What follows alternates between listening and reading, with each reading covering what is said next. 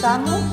Esto es un ciclo de charlas que estamos haciendo sobre dos santas carmelitas, dos místicas carmelitas y carmelitas de la época actual.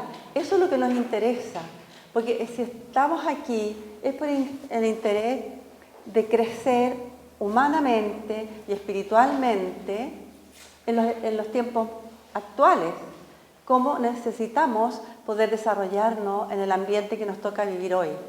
Entonces, lo más cercano en místicos que tenemos es Edith Stein, Teresa de los Andes, que son las dos carmelitas con que vamos a trabajar. Me voy a referir a Edith Stein un poco a su contexto, porque tenemos que saber bien dónde procede, de dónde viene. Según ella fue nombrada santa en 1998 por San Juan Pablo II. ¿Y cuáles son las características que destaca el Papa de ella? Dice, incansable buscadora de la verdad, incansable buscadora del sentido del hombre. Y tercero, y no menos importante, integradora de la ciencia a la espiritualidad. Entonces, este punto es muy relevante porque como vivimos en la época de la ciencia, de las investigaciones, del racionalismo, como una mujer que llegó hasta lo profundo en toda esta ciencia pudo encontrarse con el espíritu. Ahí tenemos a ella de laica, que fue su mayor parte de su vida laica, y ya después Edith Stein pasa a ser Santa Teresa Benedicta de la Cruz. Ahí está la definición según San Juan Pablo. Y vamos para que ustedes tengan un conocimiento, porque es mucho el material de ella y mucho lo que incluye su vida. Así que yo voy a destacar los puntos más importantes que nos puedan ayudar en nuestro desarrollo como personas. Pero claramente en su vida hay tres periodos. El periodo del estudio humano, humanístico, cuando todavía no se convertía, que pasa por 3 universidades sacando las máximas notas, las mayores calificaciones, que esto dura como hasta 1923. Ella nace en 1891. Entonces estamos hablando hasta 1923, a 23 agreguemos los 9 años más, sería hasta sus 32 años. Después viene la conversión de ella, entonces viene su periodo que se dedica a la pedagogía, a enseñar, a dar conferencias, y ahí integra toda su ciencia a la espiritualidad. Y por último, su tercer periodo, que es el periodo místico, cuando entra al convento carmelita. Brevemente les cuento, porque ustedes pueden también verlo en esto en internet, en Google, pueden ver toda la vida de ella.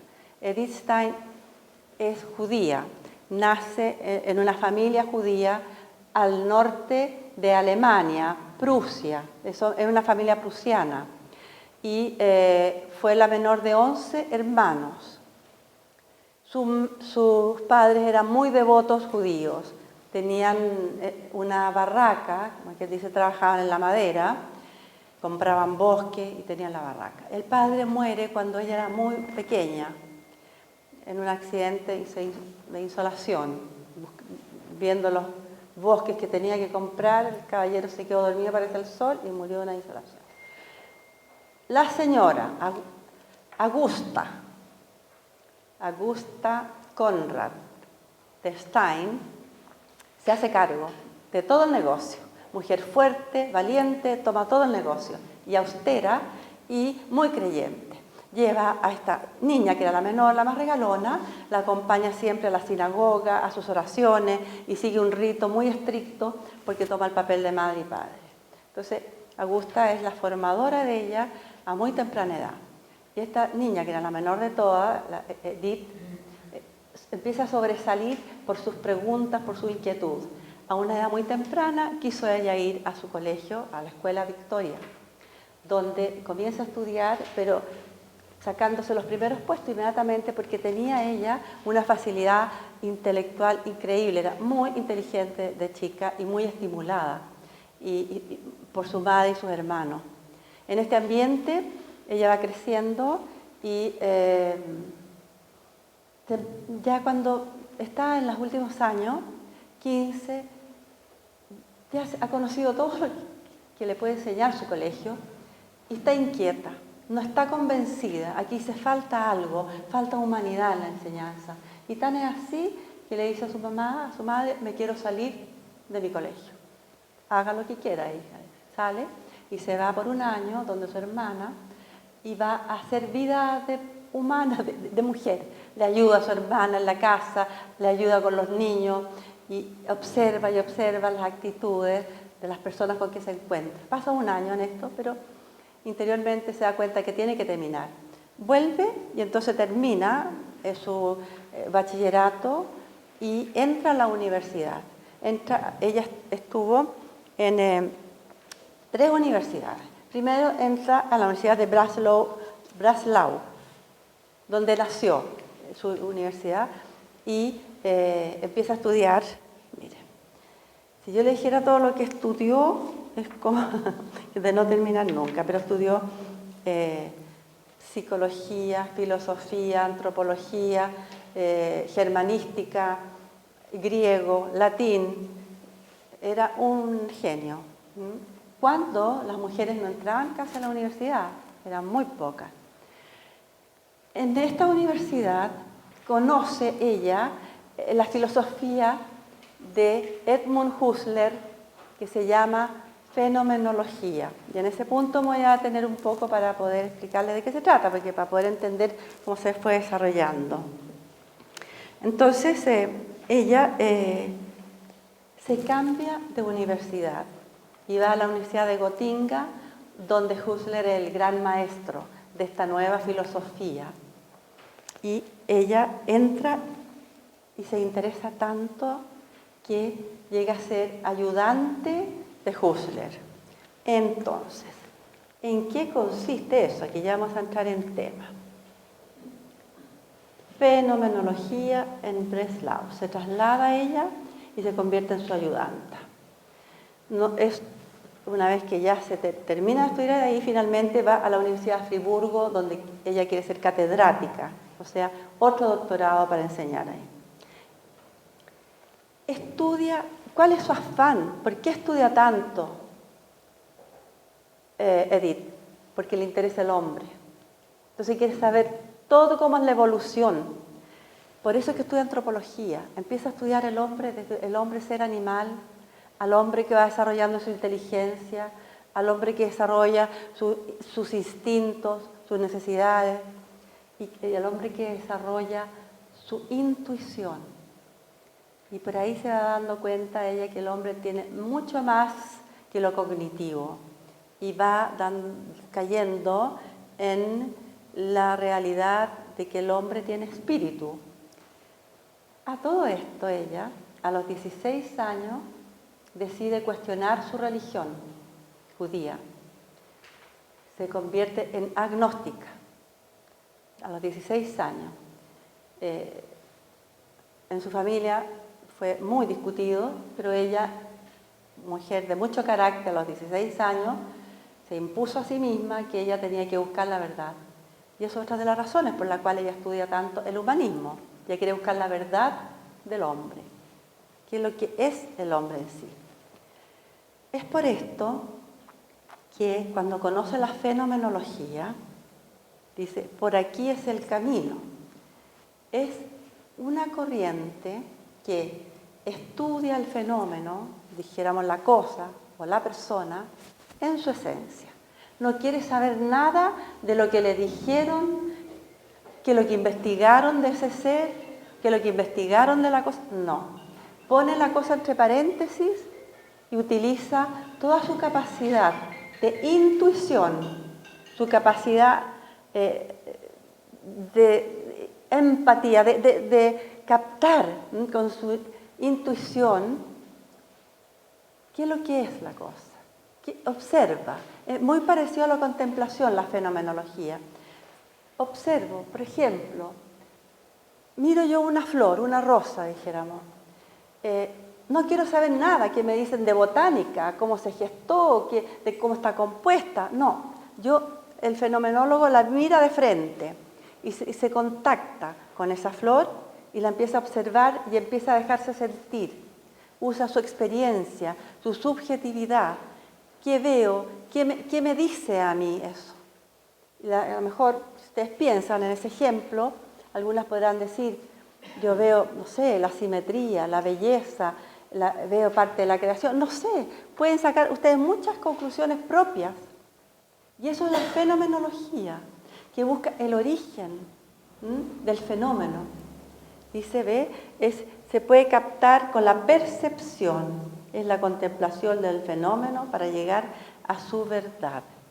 Entonces se usa la experiencia intuitiva. Ahora esto lo vamos a trasladar a las personas. Imagínense esta visión directa en el presente, donde miran a la persona en este caso sin juzgarla, sin criticarla, solamente la miro y trato de entrar en ella. Y empiezo a sentir una corriente. Ahí es donde ella se da cuenta que al observar el ser humano en general, se empieza a diferenciar de los animales. ¿Por qué? Porque somos capaces de entrar en lo invisible. Somos capaces de entrar en algo que no se ve, pero que está en la otra persona. Y de aquí nace lo que se llama, pero que ella estudió, la empatía. Yo a través de la empatía me conecto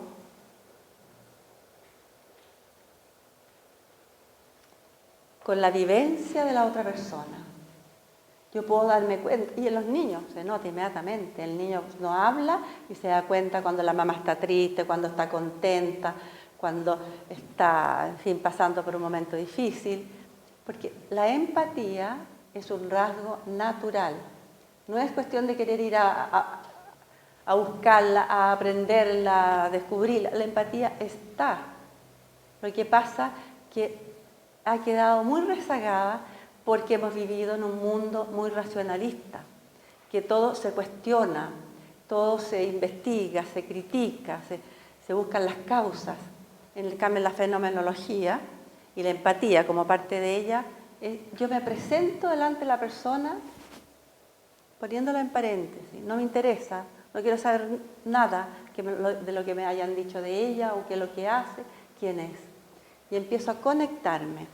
Y entonces, esto que sucede es por algo que todos sabemos y que ella lo descubre, la espiritualidad. La empatía se produce porque somos seres espirituales y somos capaces de llegar al espíritu de la otra persona. Si no, sería simpatía, me quedo en lo externo.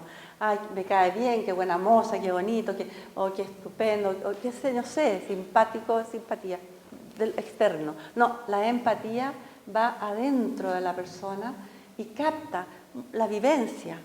Fíjese usted que, mire, la definición, lo que dice Edith Stein, dice, el ser humano no se comprende sino como un ser espiritual capaz de salir de sí, porque para poder yo entender a la otra persona tengo que salir de sí y ponerme en el lugar de la otra persona. Entonces, de trascender lo que es fundamental para el desarrollo de su ser, para conocer el mundo, a los otros y a sí mismo. El ejercicio de la empatía es fundamental para reconocer a los otros como sujetos de experiencia y no meros objetos que pasan por la vida. Aquí una frenada en seco. O sea, la persona que pasa por mi vida es aquella de la cual yo voy a ser capaz de contactarme, conectarme y a través de ella aprender. Yo aprendo de la experiencia de los demás. Si yo me contacto con una persona que está sufriendo, una persona, no sé, por ejemplo, que perdió un hijo, digamos, ya, y otra no le ha pasado esa situación, pero entiende la tristeza y aprende del dolor ajeno. Mira lo que está sufriendo ella o él. Yo entiendo el sufrimiento con mi experiencia, pero estoy aprendiendo a ser compasivo con la experiencia del otro y me enriquezco por esa experiencia tan intensa que yo acompaño y que yo intercambio con mi experiencia de las tristezas y me enriquezco. Lo mismo puede ser con la alegría. Yo puedo ser una persona seria, no sé, pero de repente me contagio y empiezo a observar la alegría de otra persona y veo que eso surge de su transparencia, de su paz, de estar contenta, y yo aprendo, y digo, yo también he sentido alegría también, pero aprendo de la alegría del otro. Por eso es una experiencia que se llama intersubjetiva. Y sin esa experiencia, yo no puedo crecer, según Edith Stein. Por eso lo vamos a ver más adelante. Porque el ser humano tiene que relacionarse para crecer. Si nos saca mucho convivir de las teorías, de las doctrinas y estar ensimismado, no va a desarrollarse. Pasos de la empatía. Esto es de Edith Stein. Ella nos va dando las claves. Siento la situación del otro. ¿Y cuántas veces estamos pero cerrados, con una muralla puesta, nos parapetamos, no me quiero contagiar, con la pena, no, mi amiga está deprimida, no, mejor me arranco, no. O sea, está sufriendo, arrancamos mucho del dolor, de las penas, y no. De ahí se aprende, y ella nos va a enseñar cómo se aprende, la Edith. Tanto es así que ella, su libro más famoso se llama La ciencia de la cruz. O sea, eso es el máximo y donde se llega a la plenitud, cuando aprendemos a integrar todo el sufrimiento a la paz del alma. Entonces, lean los pasos, ¿ves? Yo siento la vivencia de la otra persona, pero yo también me descubro, porque si yo tengo que sentirla con mi propia afecto, mi parte emocional. Ese es mi instrumento, digo yo, como ser humano. Soy capaz de sentir alegría, pena, rabia. Y entonces me comparo con esa persona. Y a la vez, al entrar en esa persona, empiezo a valorar y el gran significado que tiene. Desde luego que esto ha llevado después a la revelación, a la vida espiritual. La empatía me va a llevar a descubrir a la otra persona como un hijo o una hija de Dios. Entonces, yo tengo que, no sé, asombrarme. Edith Stein dice, cuando hacemos contacto con otra persona, deberíamos de sacarnos los zapatos porque estamos pisando terreno sagrado, porque estamos llegando a lo más íntimo de la persona. Y esas son las verdaderas amistades, cuando hemos logrado captar el don de la otra persona, lo que vale la otra persona, cuando la valoro. Entonces, la empatía implica, fíjense, todo eso, una fuente de experiencia y de comunión. Ahí solamente podemos entender lo que es la comunión. Solamente a través de la empatía podemos amar. Yo en la medida que conozco a una persona la amo, si no, lo otro es de la boca para afuera. Si a mí no me interesa conocer a una persona, quiere decir que mi capacidad de amar es bien pobre. Yo tengo que dejarme tocar por lo que le sucede. Y ahí nace entonces el sentimiento en común. Claro, mi horizonte se amplía porque estoy sufriendo con el otro, me estoy alegrando con el otro, o sea, estoy aprendiendo de otra vivencia. En la fuente de relaciones humanas, y aquí viene el punto más importante, y con Dios. Porque esta empatía, este contacto que yo tengo con las personas, también tengo que tenerla con Jesús. Y eso es lo que le pasa a los místicos. Se entran tanto en la persona de Jesús que sienten con Él, viven con Él. No es Cristo que no, San Pablo decía, no soy yo que vive en mi Cristo, que ni tanto se compenetró. Entonces entendemos los sufrimientos de Jesús, su alegría, sus mensajes, porque esta empatía se aplica entonces a Dios, como dice ella. Y ahí también yo empiezo a descubrir a mí misma, sobre todo cuando entro a la empatía con mi Dios Padre, empiezo a conocer su bondad, empiezo a conocer su protección, empiezo a conocer que es mi creador y empiezo a darme cuenta que yo derivo de ahí. Entonces también me descubro. En todo caso, es un contacto entonces libre de prejuicios, libre de toda crítica. Y entonces la empatía es una cualidad de todo ser espiritual. Porque yo conozco el espíritu de la otra persona. Voy más allá de lo que veo. Y es algo, una predisposición natural. Bueno, en el fondo, ella le interesó tanto este tema que hizo su doctorado sobre el tema de la empatía. Y la persona que le interese, filósofo, estudiante, así el libro, pues, inmenso, su doctorado, imagínense, está, pero lo deshilacha el tema, lo profundiza y lo enfrenta a los otros filósofos.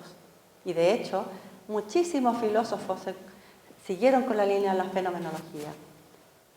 Aquí les voy a Max Scheler, Kierkegaard y no sé cuánto. Yo no he estudiado todas las obras de Edith. Yo me voy por la parte espiritual de ella, porque son 7 tomos. Lo que sí les puedo decir que yo de Edith aprendí del que más sabe de ella, que es el rector de la Universidad de la Mística, Francisco Javier Sancho Fermín. Él es el que ha hecho la recopilación más linda de ella. Acuérdense que todo el original está en alemán. Entonces, él el que más sabe. Entonces, las clases que hemos tenido han sido de parte de él. O sea, lo que yo estoy diciendo viene de buena fuente. Entonces, ella empieza con sus escritos humanísticos. Miren, es mucha la cantidad, ¿no? Y hace el doctorado sobre la empatía. Después escribe sobre los fundamentos filosóficos de la psicología, introducciones de la psicología. Pero Edith, entonces, vamos viendo, ustedes tienen acá, en el año, ya les recibieron esta hojita para que vamos viendo por año. Más o menos en el año 1917, ¿no? Ahí ya es cuando ella, 17 más 9, tenía 26 años, cuando ella hace su tesis doctoral sobre el problema de la empatía. Y es ayudante de Husserl, el padre de la fenomenología, con quien trabaja, traduce muchas obras de él, enseña a ella fenomenología por su cuenta, en fin, y saca su doctorado. Sigue con su trabajo privado, científico. Entonces, estamos ya, ella es asistente de Husserl, como le digo. Pero también, un paréntesis, ella deja un año en los estudios cuando le toca la Primera Guerra Mundial para que ustedes vean lo humana que era ella. Y en 1915 va casi por un año a los hospitales a atender a los soldados que llegaban heridos de la guerra. Estudió enfermería un poco y se instaló, y ahí dice ella sus escritos, porque tiene sus autobiografías, cómo sufrió con el dolor, todavía no estaba convertida, pero cómo sufrió humanamente con el dolor de los soldados, cómo se enfrentó a la muerte, cómo fue capaz ella de estar ahí y ver los horrores de la guerra. Lo hizo porque ella es transparente, ella quería vivir lo que dice. Después vuelve entonces a la universidad después de estar ahí. Sigue ella trabajando, busca ahora ser profesora, pero se encuentra con que ya está llegando el nazismo a Alemania. Entonces, las mujeres salen de la universidad. No permitieron que ella hiciera su otra tesis para poder ser profesora en la universidad. Entonces, ella empieza aquí su inquietud espiritual, que aquí es donde yo me quiero detener mejor, porque es lo que nos interesa para estas charlas. Ella observa, fenomenóloga a través de la empatía, observa. Y ustedes me van a decir, bueno, ¿por qué ella se va convirtiendo? Se va convirtiendo a través de los testimonios que ve de la gente, de las personas amigos y amigas de ella que eran católicos. Le empieza a llamar la atención de cómo reaccionaban. algo tan sencillo. Ella va a Frankfurt y entra a la catedral. O sea, le gustaba visitar las iglesias, no por lo bonito, sino que porque tenía esta ya inquietud de Dios. Iba a las protestantes y a las católicas. Entra a esta iglesia católica, está ahí y de repente ve que entra una persona, una mujer muy sencilla con su canasto, compra, deja el canasto por ahí, se hinca y empieza a rezar. Un rato, reza, unos 5 o 10 minutos, si no es más, y sale. Entonces, ella acostumbrada a la religión judía, que era llena de ritos, no podía llegar y entrar hacia la sinagoga, era todo muy pensado, muy intelectuales, tanto la religión judía como la religión protestante. Entonces ella va y detrás de esta mujer y le dice, a ver, ¿cómo usted llega así, se presente y reza? Pero ¿por qué no? Le dice, si mi Dios es mi amigo, es mi compañero, yo me gusta venir a saludarlo, estoy con él y me voy. Y le llama la atención la paz y la tranquilidad de esta mujer. Quedo pensando. Después se muere un filósofo muy amigo de ella era amiga del matrimonio, y muere como soldado en la guerra, Reinach. Entonces dice, voy a ir a darle el pésame a la viuda, a mi amiga, Pauline Reinach. Y debe estar deshecha, porque una pareja muy unida, se querían terriblemente. Y llega donde Pauline y la mira y la encuentra con una paz y una tranquilidad. Y le dice, Edith, él está en la vida eterna ya. Y yo estoy feliz porque él está ahí y estoy muy en paz.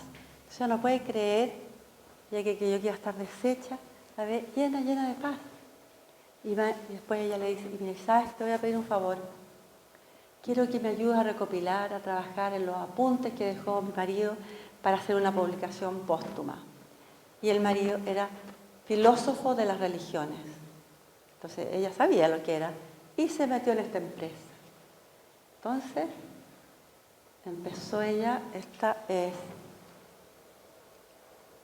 a leer, ahí les pongo yo, por su cuenta, las confesiones de San Agustín, San Ignacio, hizo los ejercicios San Ignacio, o sea, como le picó el bichito, como quien dice, hay algo. Entonces, ella, antes de que conozca a Teresa, le pasa esto, fíjense. Mire qué interesante. Esto fue antes, en 1918, como ya iba a las iglesias, quería tener estas mismas experiencias de Dios que tuvo esta mujercita sencilla, sus amigos católicos. Mire lo que les pasó a ella ahí.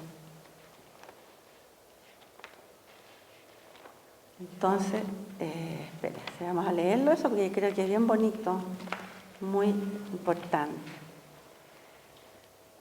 Entonces ella escribe probablemente una carta, no se sabe quién, la carta número 654, a un amigo de ella, estos filósofos. Ella tenía muchos contactos sociales dentro de su ambiente.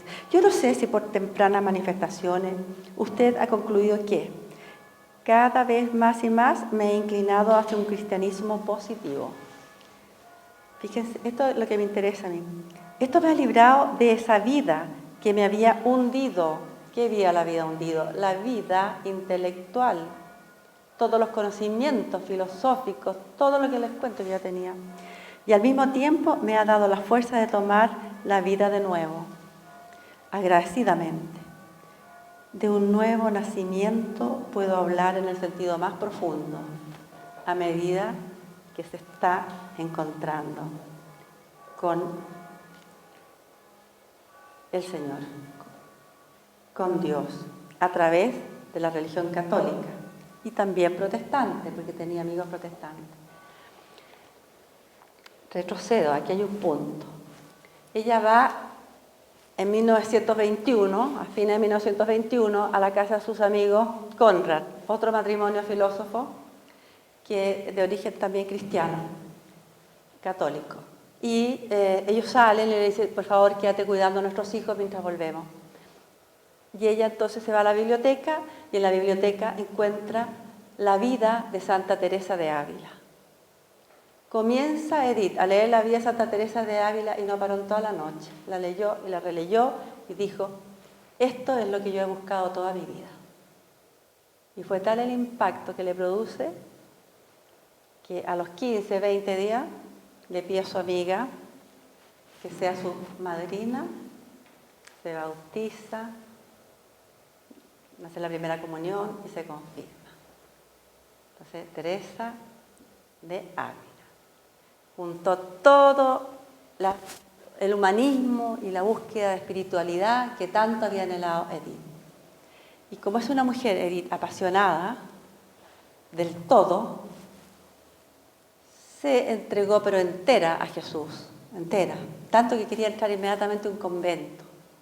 Y su acompañante espiritual o director espiritual de esa época, con muy buen ojo, le dijo, no, Edith, sigue en el mundo, tienes mucho que entregar, mucho que enseñar.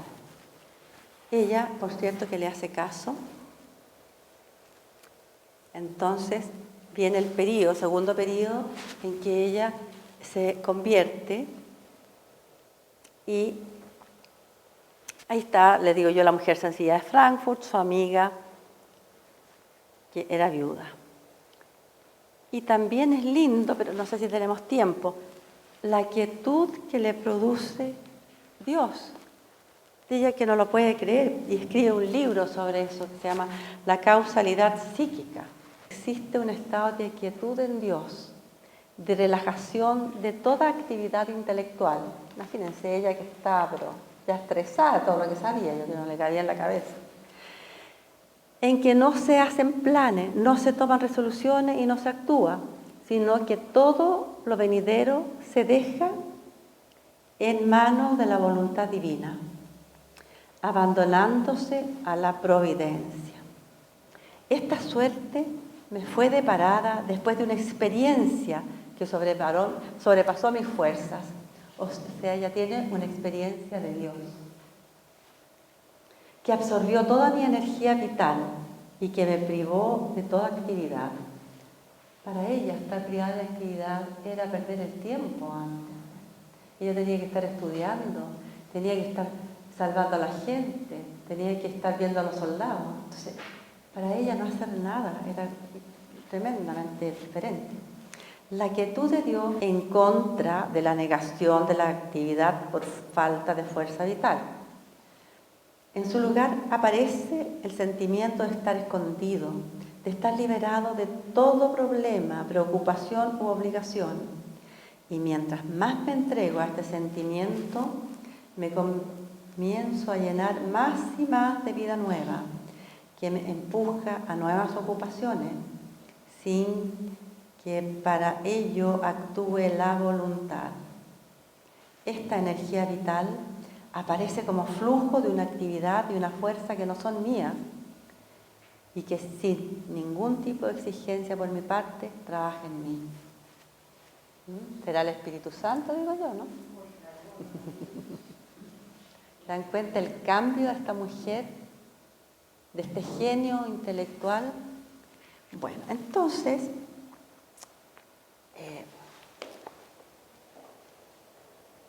la conversión de ella, claro, ya se las conté, y pasa 11 años dedicada a la enseñanza, a la pedagogía. Entra donde una escuela normal, femenina, donde se forman las profesoras y de jovencitas, de las monjas dominicas. Y 11 años permanece haciendo clases. Miren, eso está registrado. Son los libros más lindos, porque esos temas nos llegan a todos. Todos podemos leerlos, sus escritos espirituales.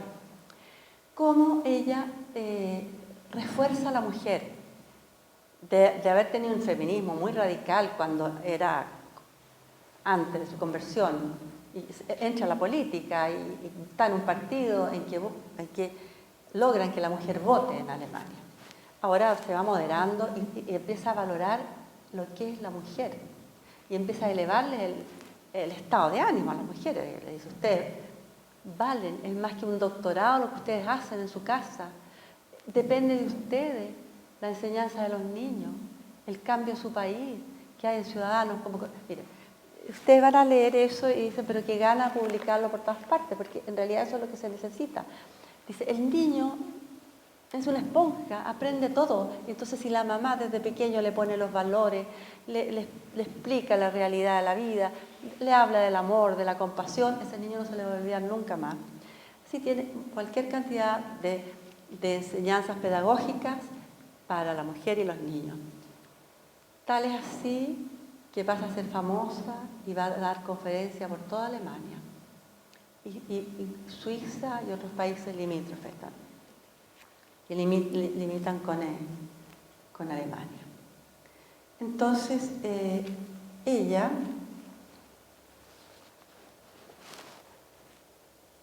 sigue entregando.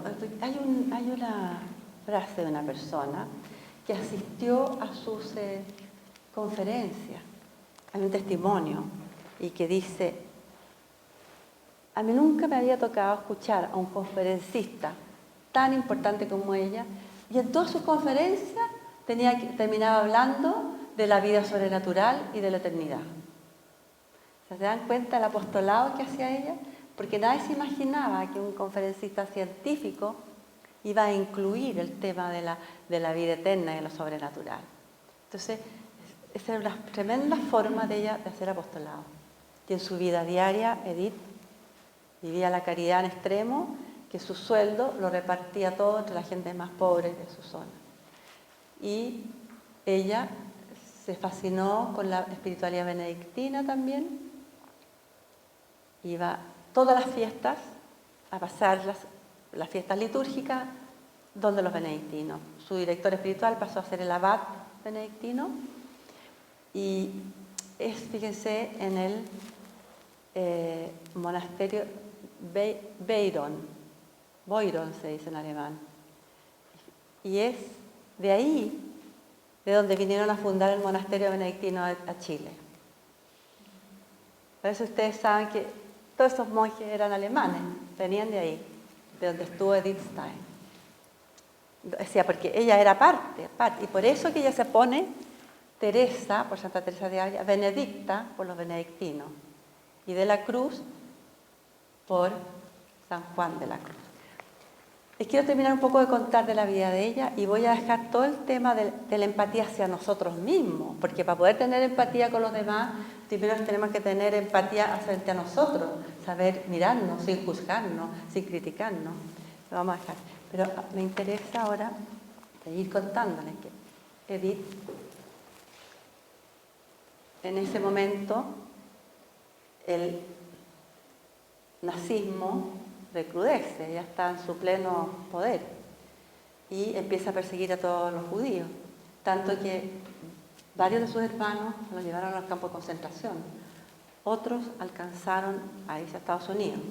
Su madre ya había muerto.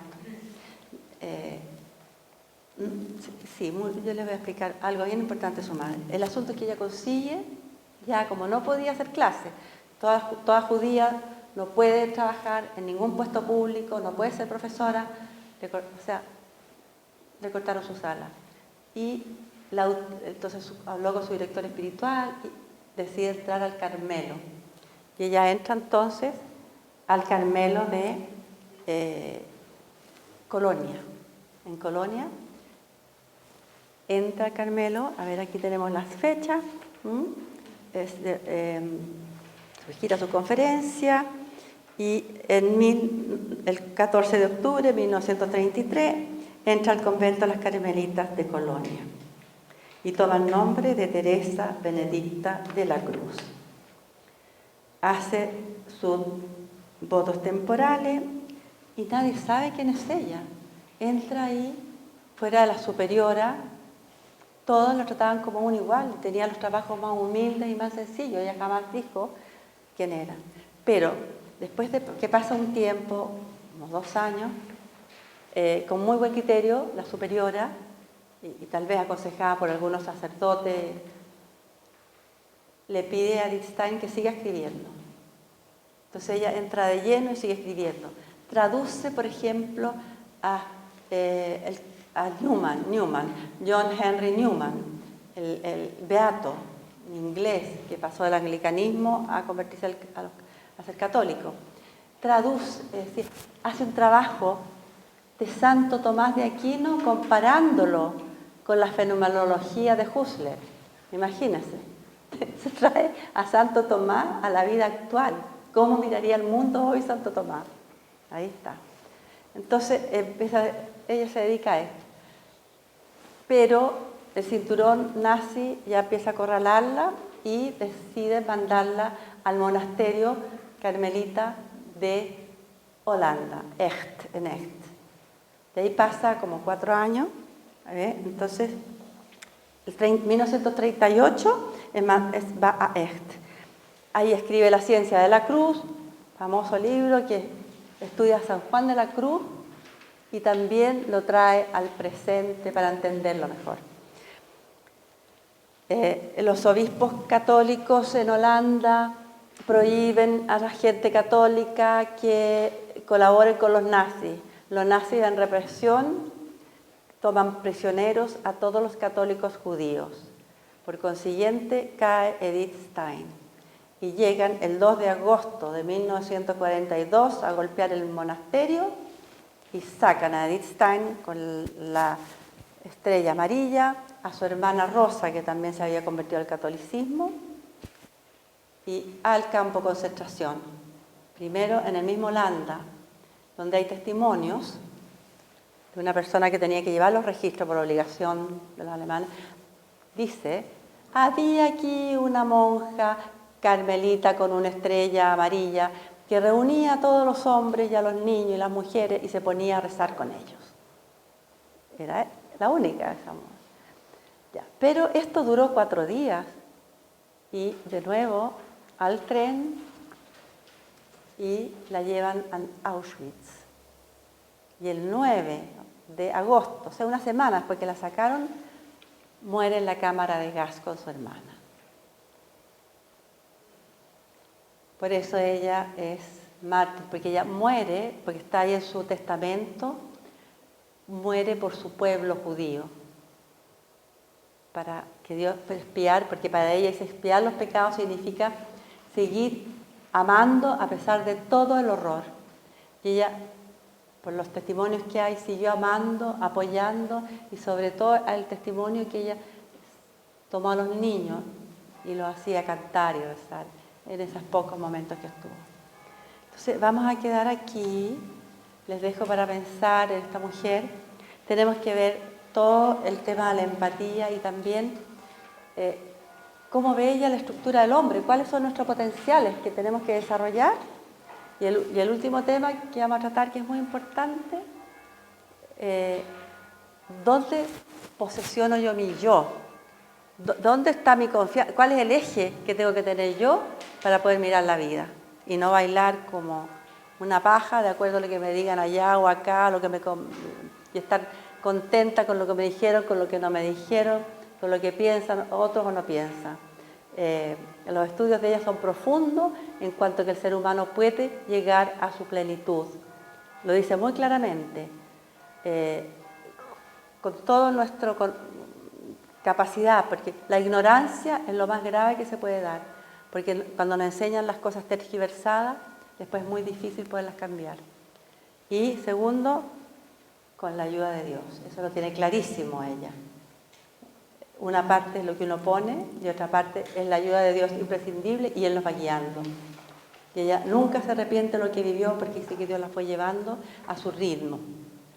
Y así lo hace con cada una, porque cada persona es única y cada persona tiene su propio camino hacia Dios.